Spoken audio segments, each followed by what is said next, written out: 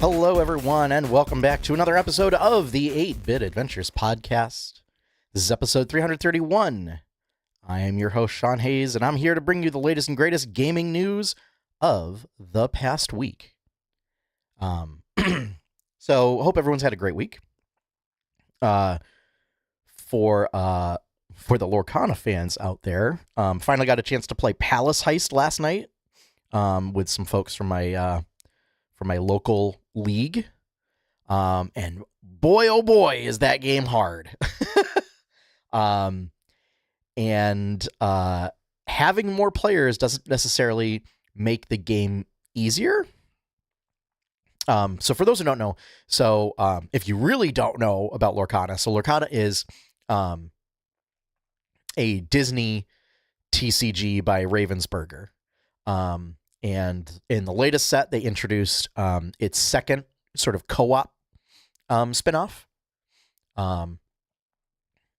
where there's like a challenge deck, kind of similar to sort of like the raid deck idea from the WoW TCG, where you and other players, or you can play yourself, are playing cooperatively against an NPC deck. And there's like certain rules for how to run that deck. But they're notoriously difficult. And like if you're running the precons that come included in it, it's made all the more difficult because they're precons, and Lorcana precons are not at the level that like Magic precons are, like Commander precons certainly, where they're actually really good. So yeah, but it was tough. It was tough. And even with 3 of us using our own decks, we still like just barely squeaked out a win on our second game. First game, I was the only person out of 5 playing a deck that I brought. And we were absolutely destroyed. But yeah, so it's hard. And we were playing on easy mode. But my observation was like, it seems like it's kind of like Sentinels of the Multiverse, where there is a sweet spot for a number of players. Like for Sentinels, like the sweet spot I think is 3 players. Whereas with this, I feel like the sweet spot might be 2. Because it gives you, like, it's where you have more options, but it's not coming at the expense of more powerful stuff. So like in Sentinels, a lot of villain abilities are based on number of players. And so like adding extra players like can give you more turns, but it also means that it is essential. Like if you go from 3 players to 5 players, it means that those abilities are 50% more effective. And that's usually pretty rough. So like the question is whether the 2 extra players are enough to overcome that hurdle. And in Lorcana, it's the number of cards that like Jafar gets to draw, or in Palace Heist, the number of cards that Jafar gets to draw is directly correlated to the number of players. And when he uses some sort of like ability that hits everything or makes everybody choose something, it becomes obviously more effective with the number of opponents that he has. So, but yeah, it was super fun. It was hard, man. It was real hard. So, aside from that, I've been continuing to play Xenoblade Chronicles X. My birthday was this week, so I got an eShop card for my birthday. I picked up Sunderfolk, and I finally got Balatro, so I'll get to see what that's all about. I'm really excited. I've heard a lot of great stuff about that game. So I'm very excited to check it out. But for now, I'm like 200 hours into Xenoblade, and I still have the epilogue to go. I've still got a bunch of post-game stuff. My goal is to 100% the game. So I've still got a ton to do. Mostly I've been doing like the online like raid battles. So fighting like Telethia Plume and Igralith Zero. Since I have an end game build now. So I'm able to do that stuff. But why don't we get into this week's news? Got some exciting stuff. And our big topic for the day will be so I finally picked up a copy of Daggerheart. And because I didn't do any of the playtesting or the beta at all. So I was, especially in wake of the news of last week's news, was very excited to pick up a copy and kind of check it out. So let's get into the news, shall we?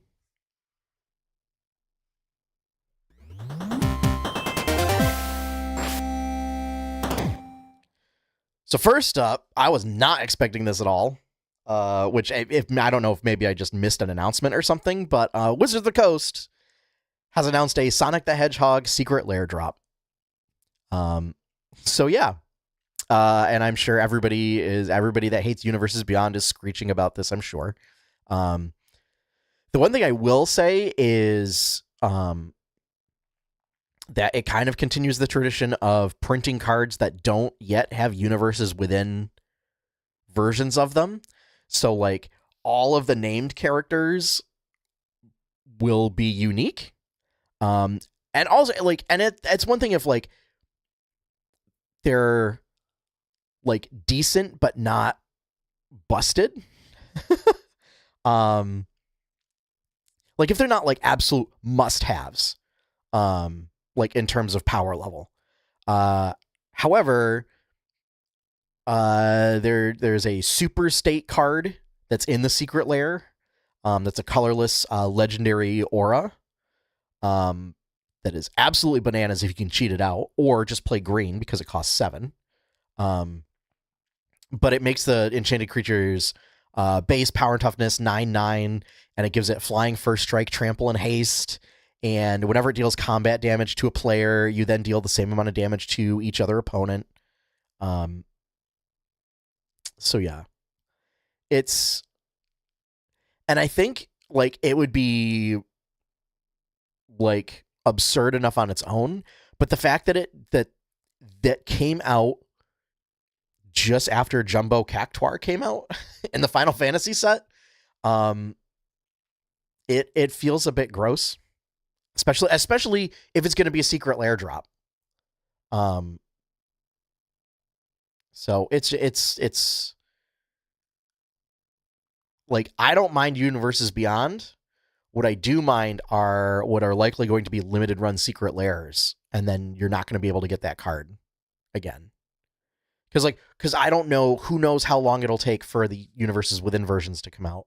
I mean, my hope is maybe it's in the next set, in the spaceship set. But yeah. So some of the cards included are Sonic, Tails, Knuckles, Amy Rose, Shadow. There is Egg Hammer, which is a reprint of Mirror Battlesphere. There's an Egg token that's a mirror token. There's a ring that functions as a treasure token. Soul Ring. So Swiftfoot Boots and Lightning Greaves both got versions of like Sonic and Shadow sneakers, respectively. Let's see what else was in there. So Amy's hammer is in there as a reprint of something. Sonic's biplane is in there as a reprint of Weatherlight. And then, of course, Super State. So yeah.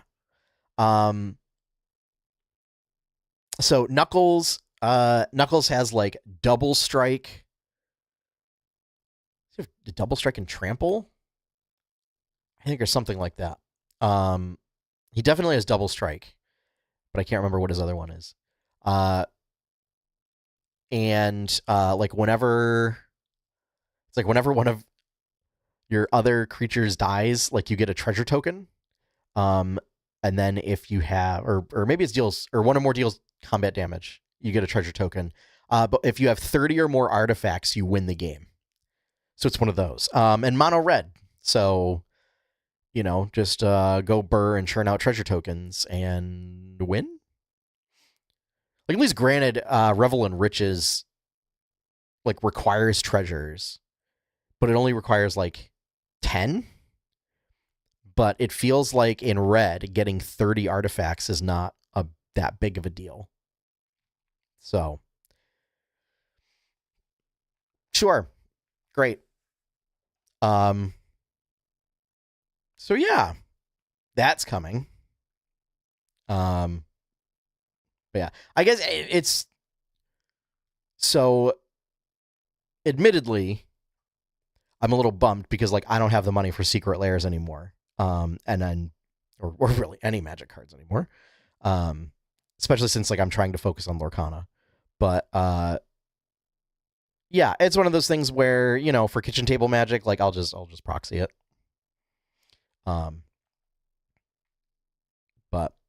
yeah.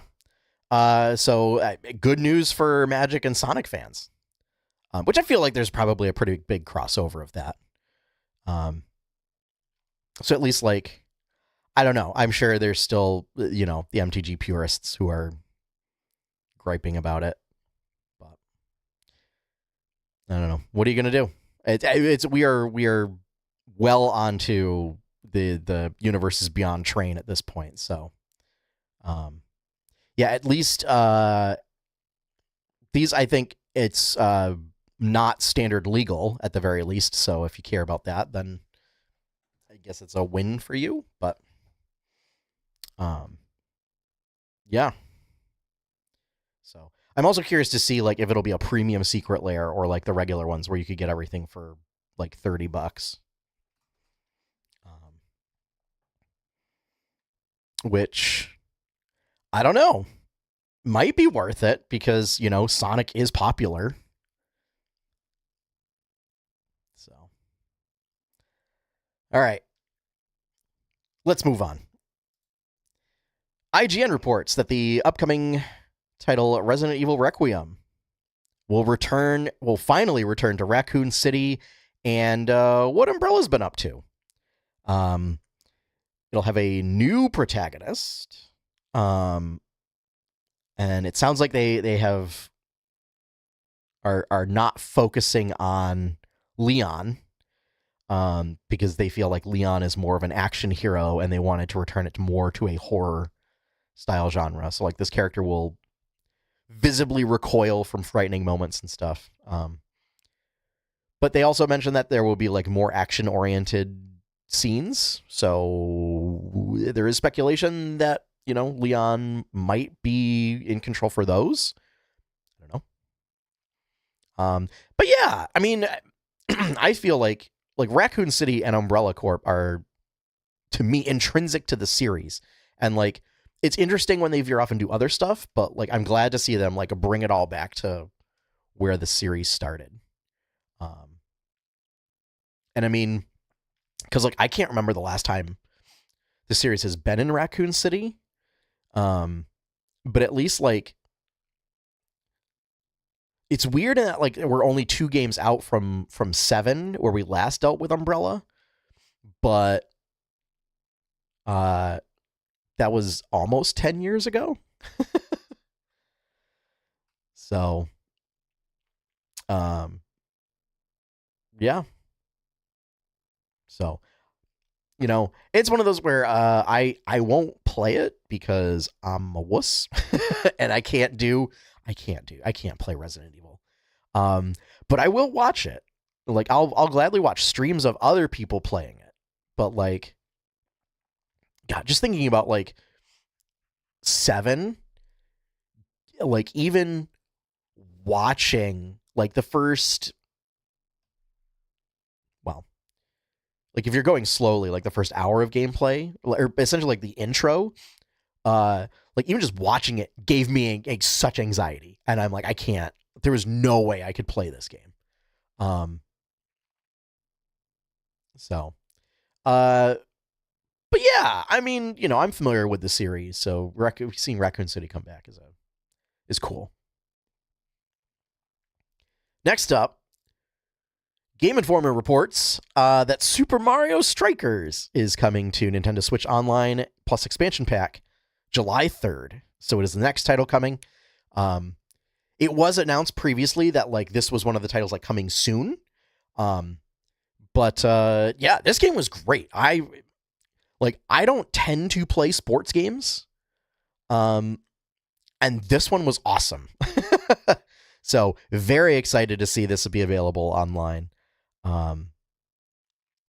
So yeah, that'll be fun. And July 3rd, so next week is when it's coming. It's also the GameCube offerings are currently a little anemic, so this will definitely add some bulk to its offerings, because right now it's kind of thriving on Wind Waker. So very excited for this. Blizzard announced so there's going to be a Diablo crossover again for the month of July. There'll be 2 events, one of which will be a return of I forget, something with greed, where treasure goblins are going to appear. Not loot goblins, treasure goblins. And portals will spawn, and you'll be able to do all sorts of cool stuff with that. But also, Collector's Bounty is coming back. And so pre-Cataclysm rare mounts, rare drop mounts, will have their drop rates increased by 10-fold for the month of July. So this means that if a mount had a drop rate of 0.1%, it'll be increased to 1%. If it had a drop rate of 1%, it'll go up to 10%. And so this will be the time to, if you've been trying for 10 years, 15 years, 17 years, to get, Invincible, Ashes of Alar, stuff like that. Now's your chance. I've seen some discourse of people griping about it, and it's if you've been grinding it every week for 15 years and it has yet to drop, you suddenly getting it when the drop rate was increased does not diminish, the work put in. And let's be real. There is no work that's being put in to try and farm Invincible in 2025.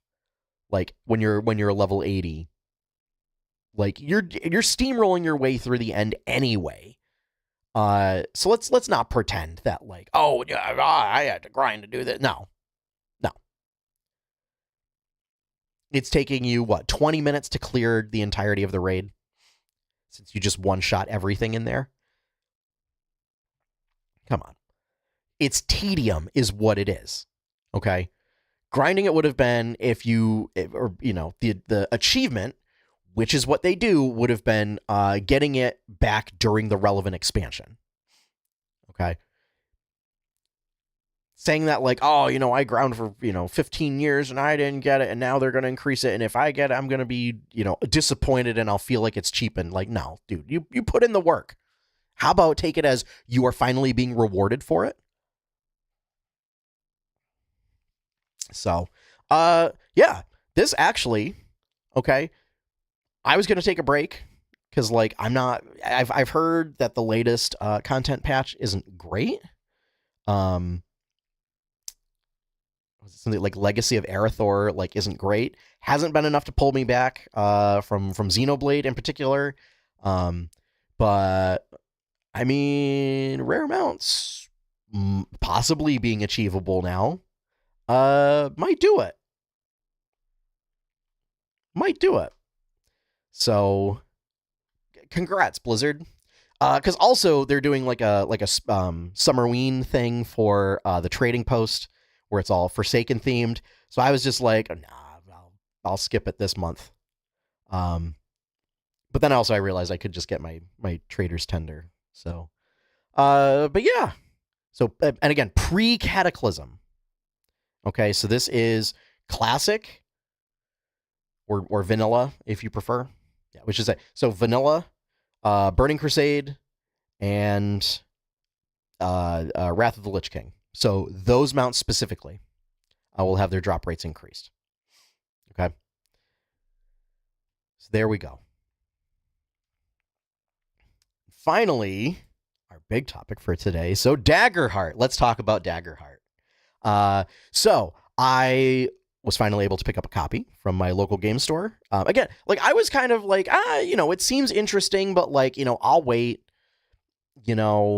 I've got other things on my docket, so maybe I'll put it off. I'm not super intrigued. And then like the news broke of Perkins and Crawford going to Darrington Press, and so I'm like, okay, maybe it is worth a look at then. And like I was already aware that they were doing some interesting things with this, but after then like taking a deeper look at the handbook, like I'm really intrigued. So it's one of those things where I'm gonna have to try and play it at some point. I fear that I may have to run it because that's how it goes as a forever DM. Which I would much rather play to get a sense for it. But this game is doing some really interesting things. And that's, between you and me, folks, that is mostly why I pick up TTRPG books, is to get game design ideas and then like steal them for my own for my own stuff. So let's just do a couple of things. So number one, 2D12 system. This I found super funny because one of my very close friends and one of my players in my games actually, way back when, was trying, like, really likes D12s and was trying to come up with something that uses D12s because nobody does. So I mentioned that, all in. I was like, yeah, it's a 2D12 system. And he was just like, done, solid, in, locked in. So one of those is your hope die, and one of those is your fear die, and you roll them, and like you're looking to beat a target number, but the higher of the numbers, so the higher of the dice, determines whether you're rolling with hope, if the hope die is higher, or rolling with fear. And if you roll with hope, the big thing is that like you generate one hope, which is like a token that you get. It's a resource. You can spend it to power like super powerful abilities, or you can do like certain actions with it. Or if you end up rolling with fear, and also you get that benefit even if you fail. So this is where like failure has consequences, but you still get something for it. Which is kind of a trend that like more narrative games are running with these days. This game, by the way, very narrative. So it's definitely not the level of crunch that, like, very far below the level of crunch like for D&D and Pathfinder.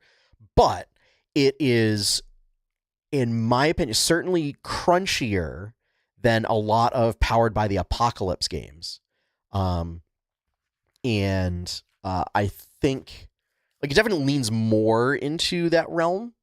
But I think it still kind of fits in the middle. If you're looking for something in between like D&D and say Dungeon World, Daggerheart is like a great middle ground between the two of them. Because it keeps a lot of the narrative focus that Powered by the Apocalypse games have. But it still tries to capture a lot of the thought processes from D&D. And by extension, Pathfinder and similar games. So, but when you roll with fear, even if you succeed, what happens is the game master gets a fear token, which they use to take. So number one, to let like adversaries do stuff, but also to do like environmental things and everything. So the fear token is to create complications for the players. Now, like 7th Sea does something similar to this, which is like a great little system. Just that specific mechanic in and of itself is great. I really like it. So it's like a back and forth.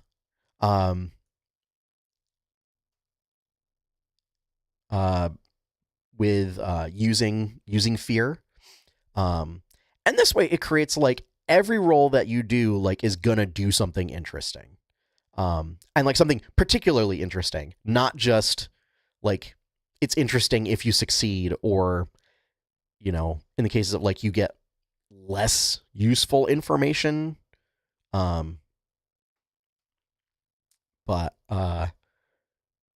really seems to just keep driving everything forward, like even with failure, which is a common criticism of Dungeons and Dragons, where it's like a binary success fail. And if you fail, then it's up to you to figure out alternate routes to move something forward, as opposed to being baked into that role. Something else I think the game does really interesting is hit points and armor. So in D&D, and I'm going to give comparisons to D&D and stuff because D&D is the most popular TTRPG, so it's usually the standard that everything gets compared against. But it also serves as, it serves as a point that like most people are familiar with. So in D&D, armor just gives you a number to hit. So it's either like if you're a player, you're trying to hit that number. So if you're attacking, you're trying to hit that number, and if you're being attacked, it's the number that you want to make sure is high enough that things don't hit you. But otherwise, like it's again binary success fail, and then if you're hit, you take damage, and the damage subtracts from your hit points. So the way Daggerheart handles this, and I really like this mechanic, and my plan is to pitch it to my players if we want to completely redo how hit points and armor are done in the system that we're playing with my own custom system that we're playing right now. Armor, like essentially has its own health pool, and also provides you with damage thresholds. So when you take damage in Daggerheart, it doesn't directly go to your hit points. You have hit points that are more similar to like a health tracker in like 7th Sea or like White Wolf games, as opposed to like this massive pool, or what starts as a small pool and becomes like a massive pool of hit points.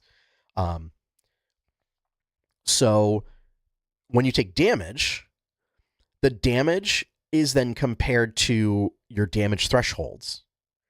And if it's under the first number, it's a like minor wound.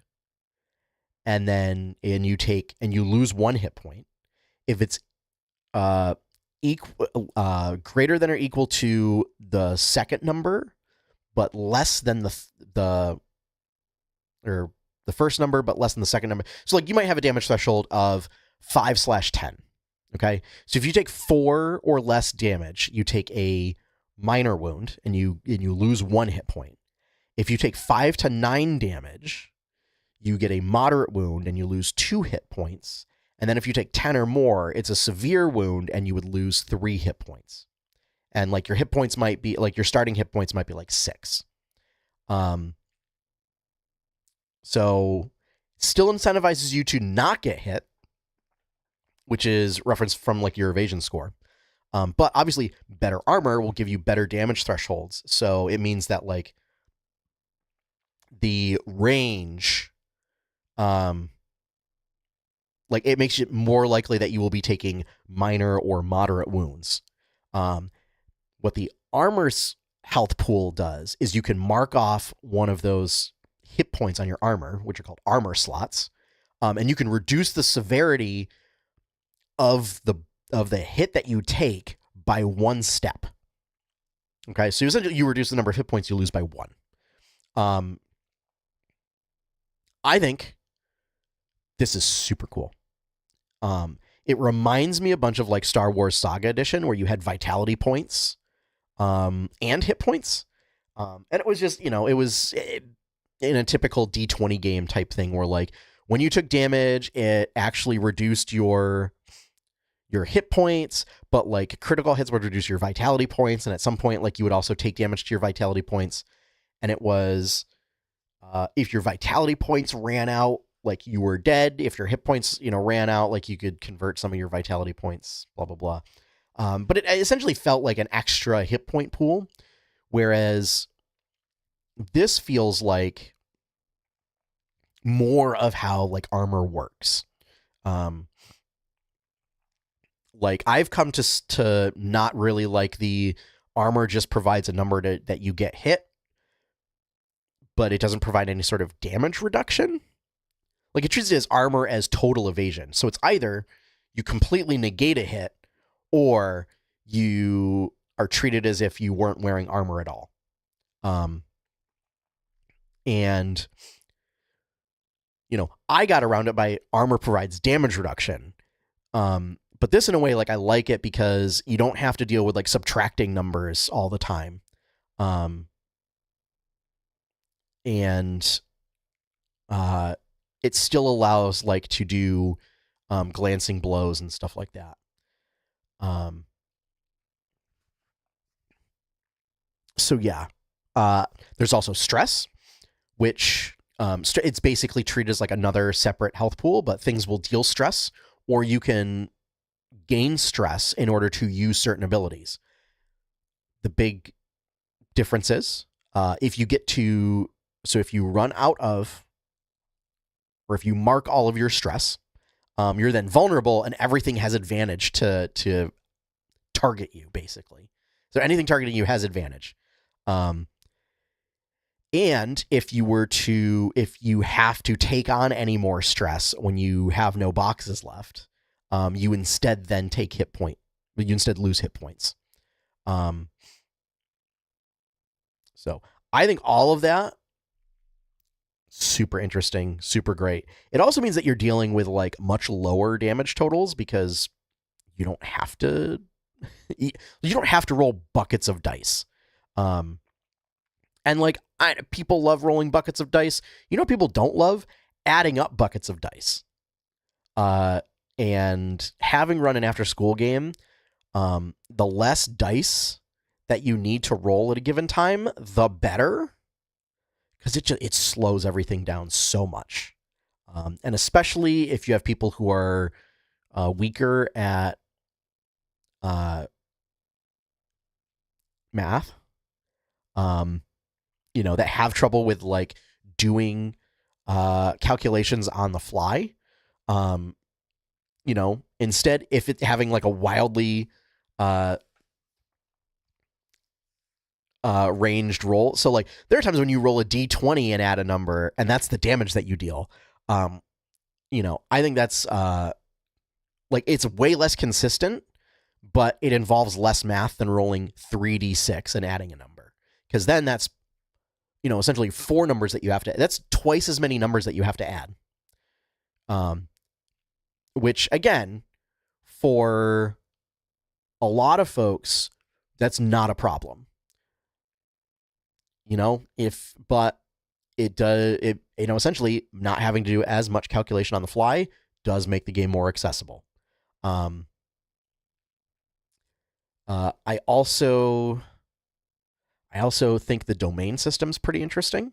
So every class has 2 domains, and that gives you access to a pool of cards that you choose a bunch. So it's essentially kind of treats everybody like wizards a little bit in that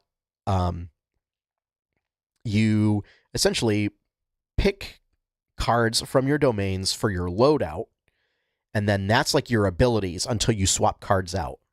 Some of them might be passive effects, some of them might be active effects, some of them might require you to spend hope, some of them might require you to mark stress. And generally speaking, like for one card, it's like one ability. And so that also helps like cut down on the number of like ability bloat there is. That is one of my pet peeves with spellcasters in D&D in particular, is like, geez, by 20th level, you're preparing like 30 abilities, like 30 spells that you have to keep track of. And many of them are redundant. So yeah, I would, and this is one of the things that I've been trying to correct with my custom homebrew system, is like cutting down on the number of spells in particular, and doing more like that. You would, to get like less spells to keep track of, but each one is more flexible. Part that I'm still trying to figure out is the fine line of like, because we're trying to have it still be a tactical game, of having it so that it's way more flexible, but also not requiring like paragraphs of rules text in order to accommodate that. But this is narrative. So, it's intended like, it's like until the end of the scene, you can crawl on walls and ceilings.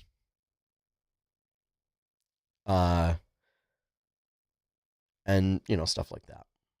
So, like, it's kind of refreshing for it to be like, Mage Hand. It's just, you conjure a hand at far range. It uses, it has, like, your level of strength. And, like, that's it. Like, it doesn't get into, like, oh, it takes an action to move it and do something.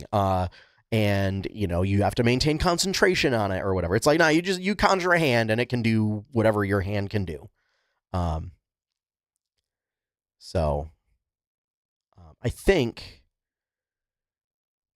is that maybe, and especially like for my homebrew system, is maybe taking some inspiration from that and being like, maybe I don't need to lay everything out like a very clear-cut rules doc, especially if it's just going to be a game that's played by my group. And it's like, well, what does that mean? Okay, let's talk about it and then figure it out. And then if it needs clarification, then add a clarification in the text or whatever. But to try and be a bit looser with stuff. So yeah, as far as the book design, the book's gorgeous. The cards are really nice. Cards are nicely done and pretty high quality. And they do reminder cards for like everything. So there's cards for your ancestry. There's cards for your community. There's cards for your class, your subclass, your domain cards. So it's to help you just have reminders of things in front of you so that you don't need to keep going back to the book, which I appreciate. It's something that I was doing, again, for my after school game using 5th edition, was like giving them ability cards so that they had it in front of them. Giving them magic item cards so that they, again, had a visual reminder in front of them of like what they had and what they were able to do. So yeah, suffice to say, I'm impressed. I am glad that I picked it up. Even if I never get to play, but to get exposure to more games and like how other games are designed and played. And I think that's something that like a lot of people need, is just expose yourself to more games, like especially indie games too. So like not just big budget things like Daggerheart and D&D, Pathfinder, and stuff like that. But like especially little indie projects. So yeah. Again, I need to see if it holds up to like the way I play and the way I run games. I know I personally struggle a bit with more narrative games because I like having, and I don't know if it's just like I feel like I struggle a bit and actually don't, since I have to make up so much stuff for D&D anyways on the fly. But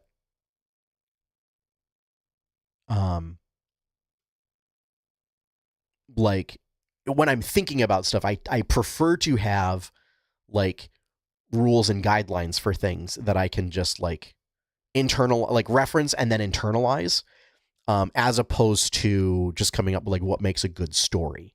But it just means like I really just want a chance to play it at some point.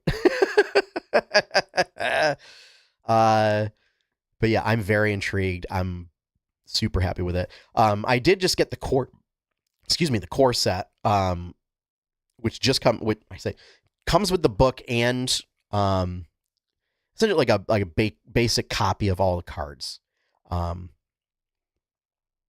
So I will say, as another comparison to D&D, character creation way easier, way faster. I was explaining to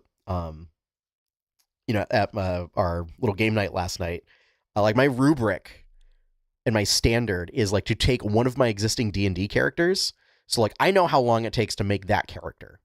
And like if I were to like make a copy of that character or have to rebuild that character from scratch, like I have a, like now that I know what I'm doing, and then it's just like making tweaks and everything, like I got a feel for how long it takes. So to recreate it in another system, like how much effort does it feel like, and how long does the process take, is for me a good guideline for other systems and like how easy character creation is. Especially going in not knowing the system and being like, okay, I'm just following the guidelines. What do I do here? What do I do here? What do I do here? Cool. Great. Let's go. So yeah. So very excited, very happy with my purchase. Looking to see more from it. I know they have like 4 more classes already planned. So that's exciting. And to just see what other stuff comes out for it. So that is going to wrap things up for this week. Thank you all for joining me. Thank you all for listening. Thank you all for watching. If you would like to see more content from 8-Bit Adventures, be sure to check out 8bitadventures.com. If you want to help support that content, you can do so by becoming a patron at patreon.com/8bitadventures. Big shout out and thank you to all of my current patrons for your continued support. It is through your continued support that I was able to do things like pick up Daggerheart, to be able to talk about it. So thank you for that. Our opening theme is One Up by Professor Shy Guy. You can find his stuff over at professorshyguy.bandcamp.com. And with that, we're finished. So we'll see you all next week. But until then, have fun, happy gaming, and enjoy your pie cake.